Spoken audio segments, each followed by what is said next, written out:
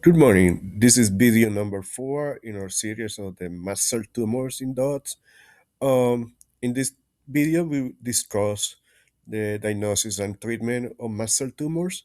If you had any questions or any concerns, please leave it in the comment section of this video. Thank you.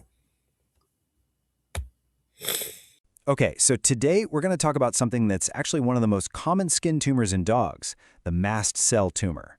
Now, if you're a dog owner, this is for sure information you'll want to have. We're going to break down exactly what these tumors are, what you should look for, and how vets handle them. The goal here is for you to feel informed, not overwhelmed. You know that feeling, right? That little jolt of panic when you're petting your dog and you feel it, a new lump. Your mind can immediately jump to the worst-case scenario, but really, the best first step is to just get informed. So let's dive into what it might mean when that lump turns out to be a mast cell tumor. All right, first things first, let's get a handle on what we're actually dealing with. These mast cell tumors have a really unique origin story inside your dog's body. And honestly, knowing where they come from is totally key to understanding why they act the way they do. So what even are mast cells? Well, think of them as your dog's immune system's first responders. They're the cells that jump into action during an allergic reaction, like a bee sting.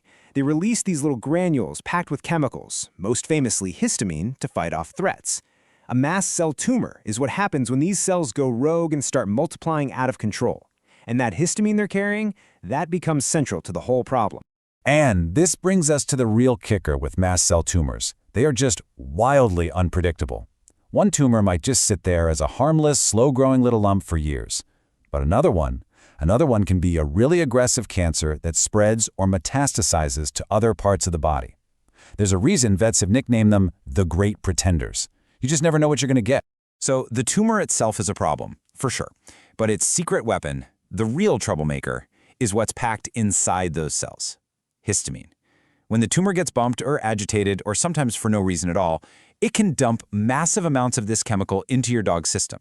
And this doesn't just cause a little swelling around the lump, it can cause some serious issues all throughout your dog's body. Knowing what they are is one thing, but what might you actually see in your dog? Well, the signs really fall into two main buckets. The local signs, right there at the tumor itself, and then the systemic effects that are caused by that big histamine release. So right at the tumor site, you might notice a lump that can feel either firm or pretty soft. A really classic sign is that it might actually seem to get bigger and smaller, and that's all because of that histamine being released. It can also look red, maybe a little bruised, or even break open and become ulcerated. And here's a weird one. Some owners notice it gets all puffy right after being touched. Vets actually have a name for that. It's called Darrier's sign. Now, beyond the lump itself, that flood of histamine can cause all sorts of hidden problems.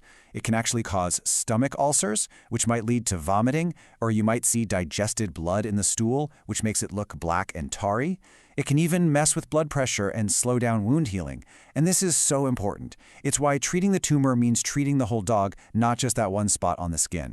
So, you found a lump, you've made the appointment, and you're at the vet. What happens now? Well, the goal of the whole diagnostic process isn't just to say, yep, that's a mast cell tumor. It's to understand its personality, exactly how it's behaving, so you and your vet can create the absolute best plan to fight it. Usually, the very first step is something called a fine needle aspiration, or FNA. Your vet uses a tiny little needle to pull out a sample of cells. It's super quick and it's really, really good at identifying mast cells. If it is an MCT, the next steps are crucial. They'll grade the tumor, basically figuring out if it's low-grade and lazy or high-grade and aggressive. Then they'll check the nearby lymph nodes for any signs of spread, and finally, stage the tumor with things like an ultrasound to see if it's moved to any other organ. Once your vet has all that intel, it's time to build a battle plan. And the good news here is that vets have a really impressive toolkit for managing these tumors. The approach is always tailored specifically to your dog and their situation. Okay, for most localized mast cell tumors, surgery is the #1 treatment. But here's the absolutely critical part. It is not just about removing the lump you can see. These tumors can send out these little microscopic tentacles into the surrounding tissue. So surgeons have to remove a wide, clean margin of what looks like healthy tissue all around the tumor just to make sure they get every single last cell. So beyond surgery, what else is in that toolkit? Well, a few key players. Almost every dog is going to get antihistamines to block those body-wide histamine effects we talked about. Steroids like prednisone can be fantastic for shrinking tumors or for palliative care, which is all about improving quality of life. And for those tumors that just can't be removed with surgery, there are even some incredible, newer options available. And one of those amazing new options is a drug called tigilanol tiglate. It's pretty cool. It's injected directly into the tumor itself. What it does is trigger this rapid self-destruct sequence in the cancer cells, causing the tumor to just fall apart, all while leaving the healthy tissue around it alone. This can be a total game changer for tumors in tricky spots that are really hard to operate on.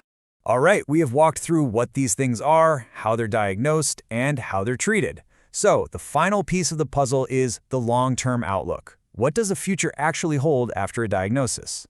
The long-term prognosis really depends on all that detective work your vet did earlier.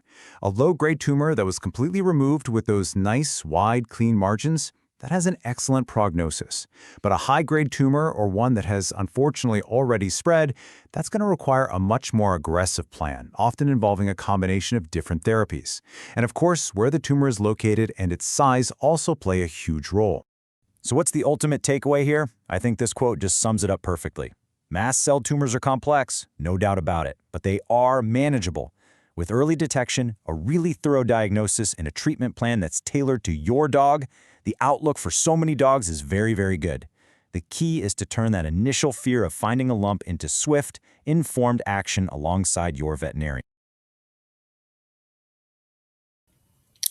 Veterinary students now can join our channel for only $2.99 per month to take advantage of specially made lectures about review of different veterinary topics, and this is something good for students that are taking the NAVLE or the BCSE exam preparation. Just remember, it's only $2.99 per month. And if you had any questions about this course, um, just leave it in the comment sections of this video. We had about 30 to 35 different lectures, and they are very good for those studying veterinary medicine. Thank you.